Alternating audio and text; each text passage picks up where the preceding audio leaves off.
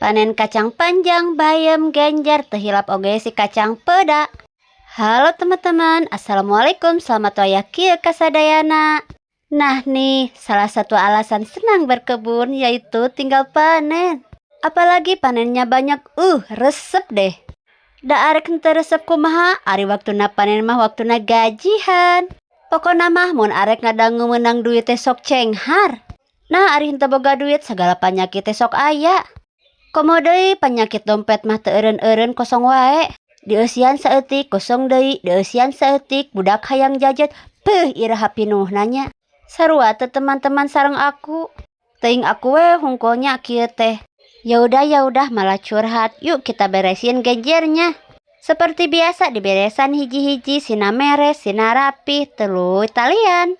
Tuluy we kitu nepi ka beresna, nepi ka anggeusna. Tuh kan panen genjernya banyak ditumpukeun we heula di dieu engke orang beresan kana karung. Genjerna entos beres dibengketan lanjutkeun kana si kacang peda urang bengketan hiji-hiji urang sina meres. Pokona mah sina ngararantuy ame katinggalna indah sae ditinggalina oge. Tuh kan beresin sayurannya udah beres henteu karasa. Ari bari ngawangkong mah pigawean oge sok tereh beresna. Alhamdulillah panen hari ini banyak bermacam-macam sayuran yang kita panen. Nyari gitu mas, sampai di sini dulu. Ditunggu video selanjutnya ya. See you next, bye-bye.